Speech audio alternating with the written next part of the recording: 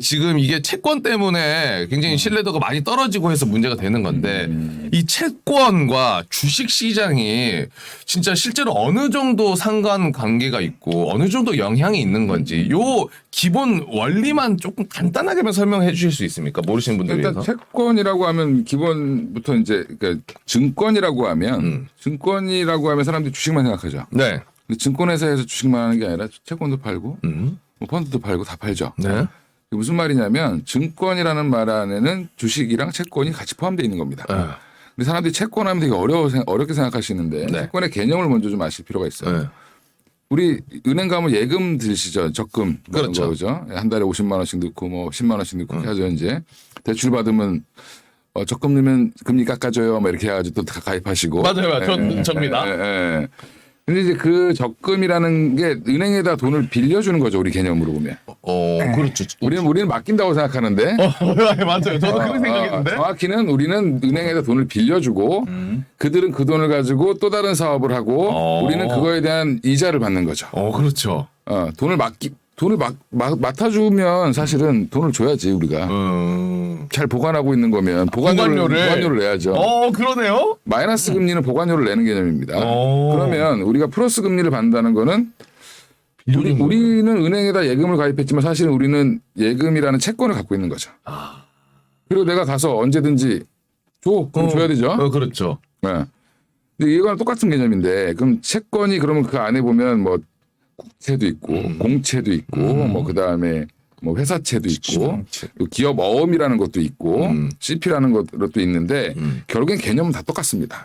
나라에서 국채를 발행한다는 거는 나라가 돈이 없으니까 야 세금 수입이 적어 우리가 근데 써야 될 돈은 많아. 그럼 어떻게 해요? 돈 좀 빌려줘. 돈 좀 빌려줘. 그 채권 발행한다고 얘기하는 겁니다. 멋있게.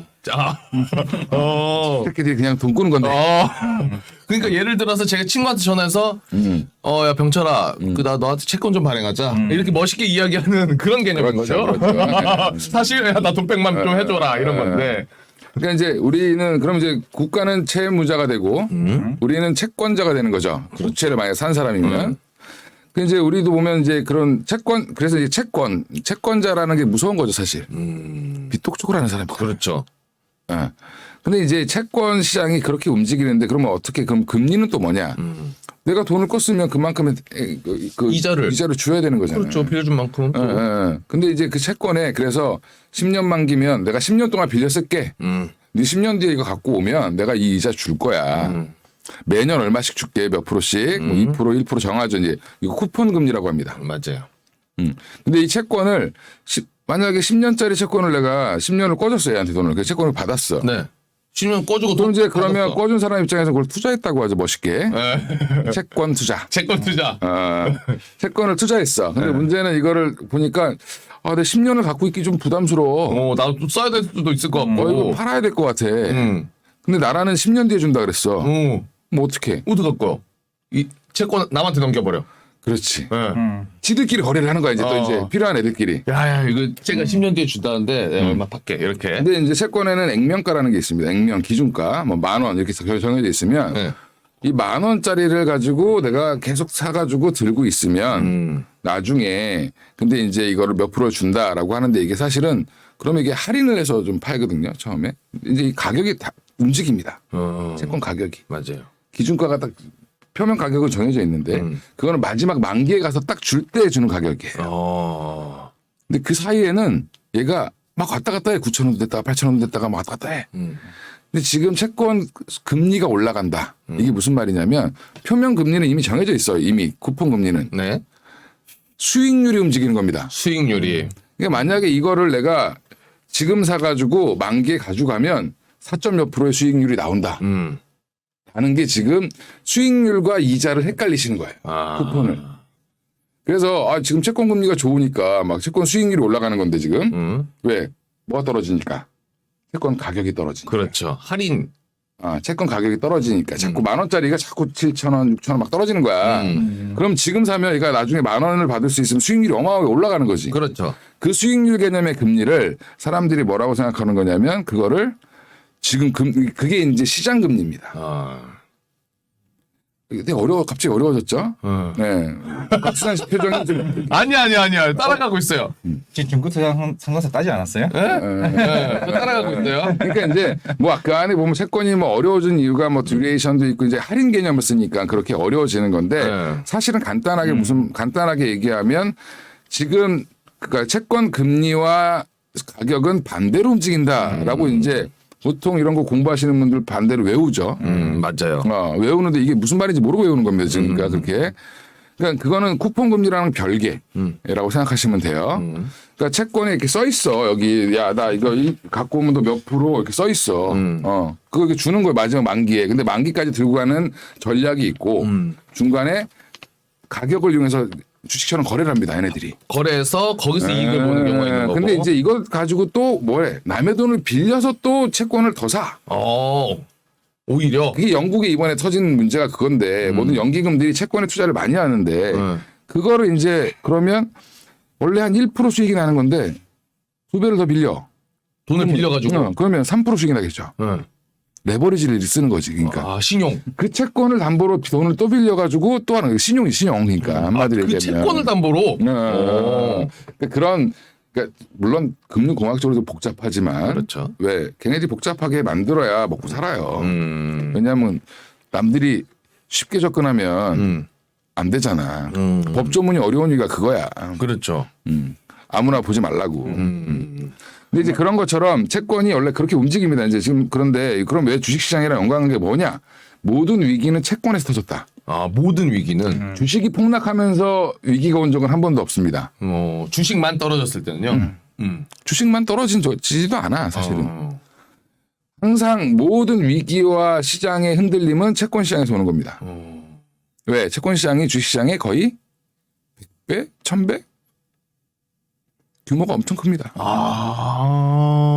그래요? 엄청 커요. 거래 규모도 크고. 거래 규모 자체도 워낙 크고. 발행 단위가 보통 100억 단위예요. 그럼 저는 못 사네요? 밖에서 이 멍청함에 현우씨 터져버립니다. 그러니까 채권에 투자하시는 분들도 개인들이 있는데 그거는 이제 그거를 쪼갠 거죠. 그렇지 많이 쪼개. 쪼개서 개인들이 살 수 있게 한 10억 단위 이렇게 쪼갭니다. 그래도 안 되네요. 네. 우리 가끔가다 좋은 상품 나옵니다. 뭐 CP 뭐 금리 한 6% 주는 거 나와. 막 이렇게 올라 메일로 와. 모집 단위가 10억. 와, 모집 단위가. 그걸 또 이제 회사에 조금 더 유도리 있게 하면은 한 5억 단위까지 쪼개고. 그러니까 한 5천만 원 갖고 계신 분이 채권 어디 투자할 데 없어요. 그러면 은행에 예금을 하시면 채권을 갖고 있습니다. 예금 채권. 차라리 비슷한 개념이니까. 없습니다. 이제 왜냐하면 개인들은 하기가 좀 어려워요. 그렇죠, 맞아요. 어려운데 알고 있어요, 저 사실.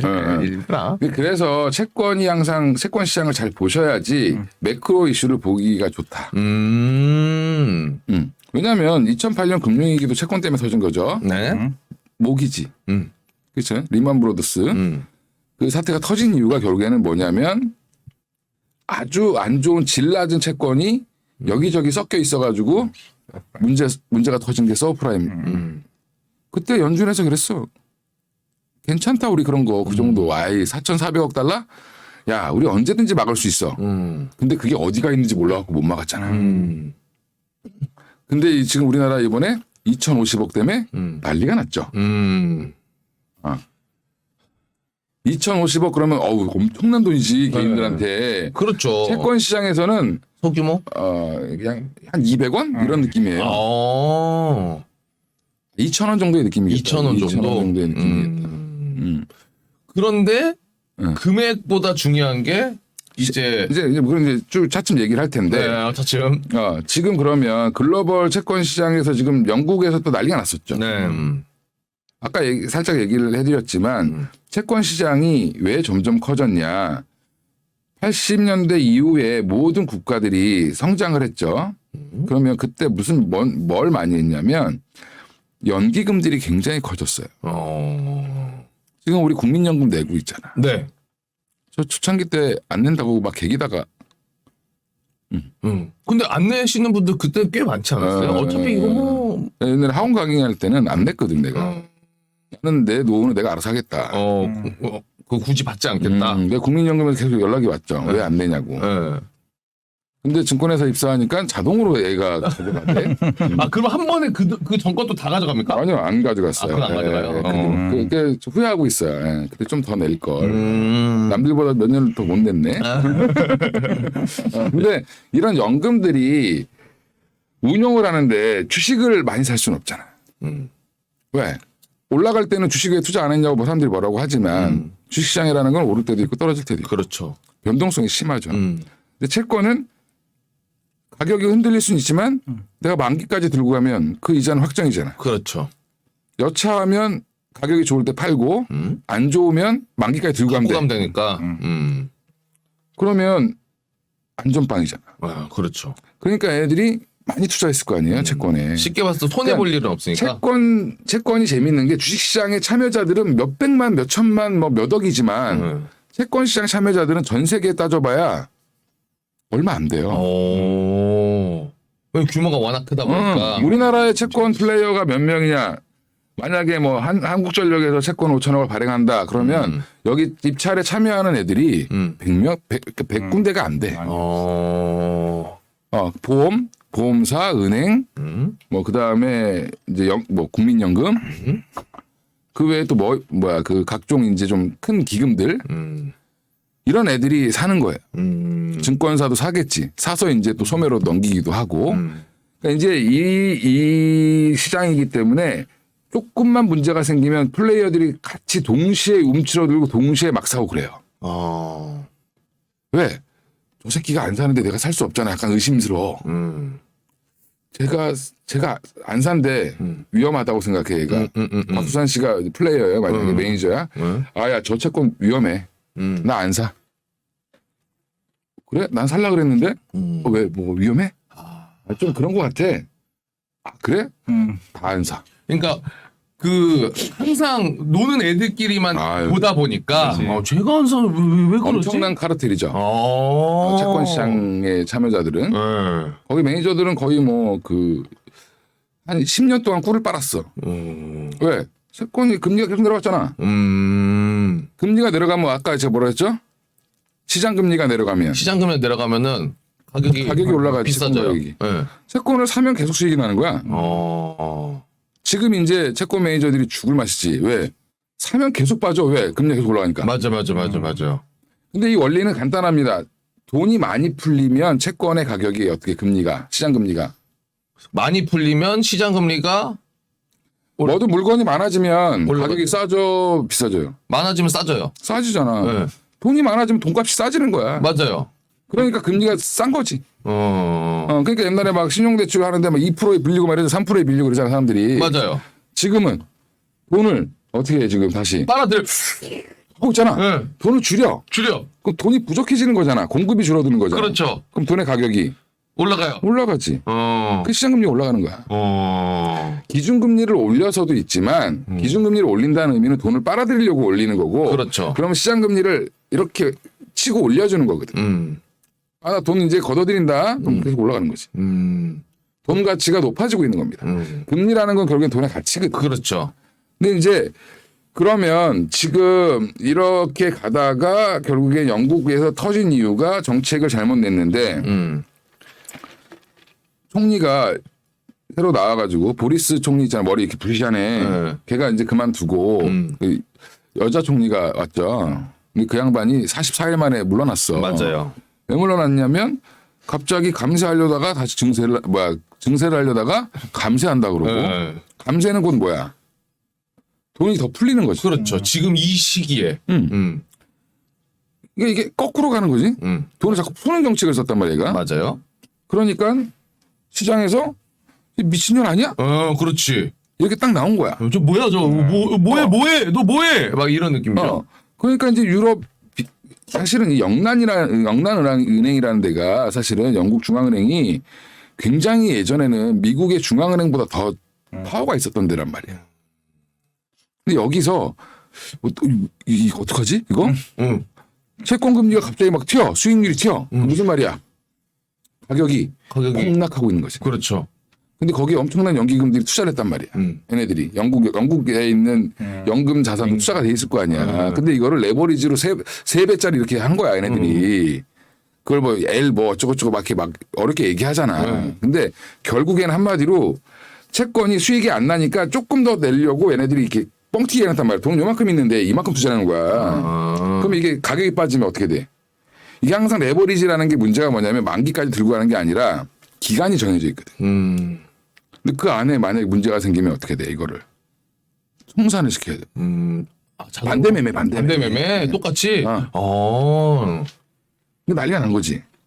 그래서 난리가 났다가 다시 뭐 이제 총리 물러나고 뭐 이렇게 해가지고 이제 다시 내려왔죠. 다시 자 내려왔죠. 내려왔는데 이번에 뭘 보여줬냐? 의미는 영국 조금만 건드리면 망가질 수 있구나. 신뢰도 맞아요. 우리도 많이 다뤘거든요. 일본도 지금 조금만 건드리면 망가질 수 있구나. 그다음에 지금 남부 유럽 다 난리 나고 있어요. 지금 보도가 안 돼서 그렇지. 그러면 어딘가에서 지금 뭐가 터질 수 있다.